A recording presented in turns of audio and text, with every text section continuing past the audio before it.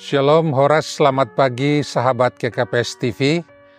Kembali hari ini kita akan mendengarkan firman Tuhan, dan untuk itu marilah kita berdoa. Segala puji, hormat, kemuliaan bagimu ya Yesus, Allah kami yang mengasihi kami dalam kasih yang kekal. Tuhan sudah memberikan hari baru boleh kami jalani, dan biarlah kami menjalani hari ini dalam terang Tuhan yang memimpin dan menuntun kami. Sebentar kami akan mendengarkan kebenaran firman-Mu ya Bapa. Berilah hati kami terbuka untuk mengerti dan Engkau teguhkan untuk menghidupi. Dalam nama-Mu yang kudus ya Yesus kami berdoa. Amin. Saudara-saudara yang diberkati Tuhan Yesus Kristus, sahabat GKPS TV, firman Tuhan bagi kita pada pagi hari ini diambil dari Injil Matius pasal 14 ayatnya yang ke-23. Demikian tertulis di sana. Dan setelah orang banyak itu disuruhnya pulang, Yesus naik ke atas bukit untuk berdoa seorang diri. Ketika hari sudah malam, ia sendirian di situ. Amin. Saudara-saudara yang dikasihi Tuhan Yesus Kristus, firman Tuhan ini memberitahukan kepada kita kehidupan berdoa dari Yesus sendiri ketika dia hidup di dunia ini. Dalam hal ini, Yesus tidak hanya mengajarkan tentang doa dalam khotbah-khotbahnya semasa hidupnya di dunia, tetapi hidupnya sendiri juga memberitakan apa yang diajarkannya, sejalan dengan yang dilakukannya. Pengajarannya sesuai dengan perbuatannya. Dengan kata lain, hidupnya adalah teladan bagi kita dalam hal berdoa. Memang, bila kita menyimak dari pengajaran Yesus tentang berdoa, ada banyak aspek yang menjadi penekanan di setiap pengajaran tentang doa itu disampaikan. Terlebih lewat perumpamaan-perumpamaan yang dia pakai untuk memberitakannya.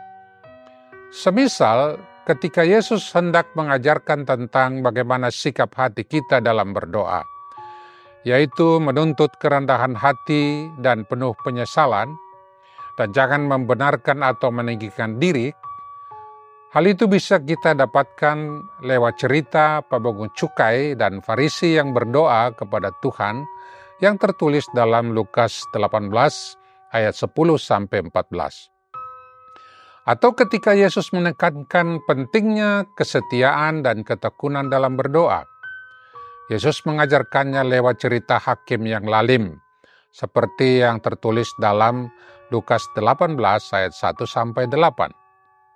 Atau contoh lain, ketika Yesus hendak mengajarkan bahwa doa harus lahir dari hati yang bersih dan diungkapkan dalam kesederhanaan dan jauh dari kepura-puraan dan kepalsuan. Yesus mengajarkannya lewat cerita tentang orang Farisi yang suka berdoa di jalan-jalan dan pamer kesalehan. Markus 12 ayat 38-40. Dan banyak penekanan lain dalam pengajaran tentang doa di berbagai kesempatan lain. Saudara-saudara, dan dalam firman Tuhan yang kita dengar tadi, penekanan lain juga atau penekanan tertentu yang diajarkan Yesus atau dihidupi Yesus yang berdoa juga bisa kita dapatkan. Dari bacaan yang kita baca tadi, di mana disebutkan sampai 2 kali Yesus berdoa seorang diri. Artinya penekanan kepada seorang diri. Dalam bacaan tadi disebut Yesus naik ke atas bukit untuk berdoa seorang diri, dan ketika hari sudah malam, ia sendirian di situ. Dari hal itu kita dapat menyebutkan bahwa Yesus memerlukan berdoa sendiri di tempat sepi dan dalam waktu yang lama. Tepatnya dari hari mulai malam sampai hampir subuh, di suatu tempat yang sunyi atau di suatu bukit. Dan kebutuhan berdoa seperti itu segera dilakukan Yesus setelah ia mendengar bahwa Yohanes Pembaptis yang dipenjara oleh Herodes telah dibunuh dengan kepalanya dipenggal.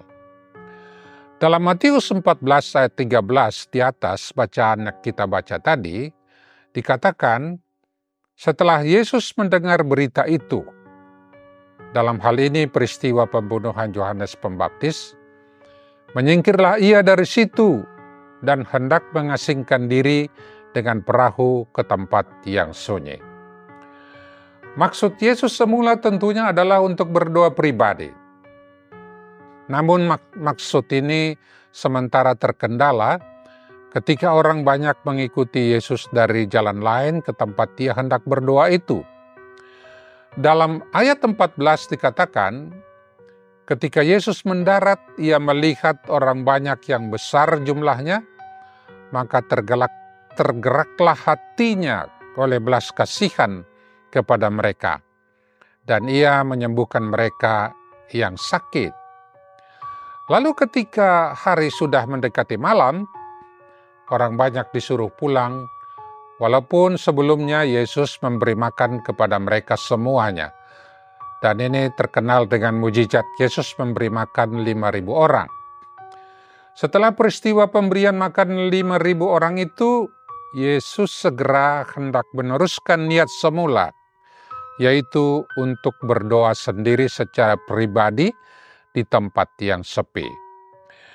Saudara-saudara, dari latar peristiwa ini, mungkin hal yang bisa kita rasakan, kebutuhan berdoa sendiri dengan secara pribadi bagi Yesus saat itu dimulai ataupun oleh karena ketertekanan hatinya dan memperlihatkan pergumulan rohani yang mungkin terjadi pada dirinya atas pembunuhan Yohanes Pembaptis. Peristiwa itu sepertinya menimbulkan keterdesakan dalam hati Yesus untuk mendapatkan kekuatan baru dalam meneruskan tugas pelayanannya semasa hidupnya di dunia ini, yaitu dengan berdoa secara pribadi di tempat yang sunyi kepada Bapanya. Dalam ayat 22, pemakaian kata segera menunjukkan kata keterdesakan itu. Artinya, kebutuhan doa secara pribadi itu tidak dapat ditunda lagi atau segera harus dia lakukan. Hal ini kembali menegaskan Yesus membutuhkan kesendirian untuk berdoa di tempat yang sunyi ketika dia mengalami ketertekanan hati dalam pelayanannya. Dia membutuhkan hubungan yang pribadi, sendiri dengan Bapanya ketika hal itu terjadi. Dan ini tidak dapat ditunda lagi. Saudara-saudara, hal yang sama juga terjadi ketika Yesus berdoa di Taman Getsemane, tidak lama sebelum ia disalibkan. Walaupun Yesus mengajak murid-murid bersama dia ke taman itu, tapi pada akhirnya Yesus memilih memisahkan diri sendiri untuk berdoa kepada Bapanya, terpisah dari para murid. Dan Alkitab terus terang berkata tentang pertentangan rohani yang terjadi dalam diri Yesus ketika dia diberitakan sangat ketakutan dan peluhnya menjadi seperti titik-titik darah yang menetes ke tanah. Sementara dia kemudian berdoa meminta kepada Bapanya, jikalau mungkin cawan penderitaan itu dilalukan daripadanya. Tapi kemudian ia berkata, jangan kehendakku jadi, tapi kehendakmu lah yang jadi. Dari hal ini saudara-saudara mungkin dapat kita berkata juga ketika waktu Tuhan terjadi bagi diri kita masing-masing dalam menghadapi peristiwa-peristiwa tertentu yang menuntut pergumulan secara pribadi, misalkan ketika kita mengalami sakit penyakit, atau bahkan ketika kita menghadapi terminal akhir atau kematian sekalipun, Pada akhirnya tidak ada orang lain yang dapat menggantikan kita di posisi yang demikian. Atau dengan kata lain, tidak ada orang lain yang bersama dengan kita selain diri kita sendiri dengan Tuhan dalam menghadapi kenyataan pergumulan itu. Dalam peristiwa seperti inilah, sungguh-sungguh kebutuhan doa pribadi dan sendiri menjadi kekuatan bagi setiap kita dalam menghadapi dan menjalani peristiwa-peristiwa yang harus kita hadapi itu. Demikianlah pentingnya doa pribadi bagi setiap kita. Seperti yang dilakukan oleh Yesus dalam pemberitaan firman yang kita baca tadi. Segera setelah orang banyak itu disuruhnya pulang, Yesus naik ke bukit untuk berdoa seorang diri. Ia seorang diri di situ. Saudara-saudara, di dalam berdoa memang kita mengenal doa bersama atau persekutuan doa. Tetapi hal ini juga tidaklah harus mengabaikan doa pribadi atau sendiri kepada Tuhan. Banyak hal yang menjadikan kita sungguh-sungguh memerlukan secara pribadi untuk berdoa kepada Tuhan. Terlebih di saat-saat pergumulan hidup tertentu, di mana tidak mungkin kita mengharapkan orang lain menggantikan kita di posisi itu. Pada akhirnya kita sendirilah yang harus melalui dan menjalaninya. Bukankah juga ketika kita pun naik ke sorga misalnya, kita tidak dapat membonceng orang lain bersama dengan kita? Dan seluruh pertanggungjawaban kita kepada Allah juga harus kita pertanggungjawabkan secara pribadi. Dari hal inilah kita dapat memaknai kedalaman arti perkataan firman tadi, yaitu Yesus naik ke atas bukit untuk berdoa seorang diri. Ketika hari sudah malam, ia sendirian di situ. Demikianlah saudara-saudara, keperluan doa pribadi juga merupakan kebutuhan primer bagi setiap kita untuk kita lakukan. Terpujilah nama Tuhan kita Yesus Kristus, yang setiap saat dan waktu dapat bersama-sama dengan kita dimanapun kita berada. Kedatipun orang lain tidak mungkin bersama dengan kita dalam menghadapi berbagai persoalan-persoalan kehidupan yang mungkin kita hadapi. Tuhan kita adalah Tuhan yang Immanuel, yang tidak dibatasi oleh waktu dan ruang dalam kehadirannya bersama-sama dengan kita. Karena itu marilah kita untuk datang kepadanya juga secara pribadi dalam doa pribadi kita di setiap waktu. Amin. Mari kita berdoa.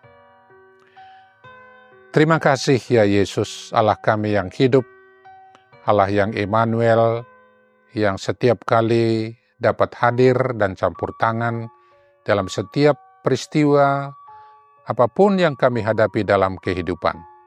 Terlebih di tengah-tengah berbagai pergumulan dan mungkin yang membawa beban yang berat bagi kehidupan diri kami masing-masing.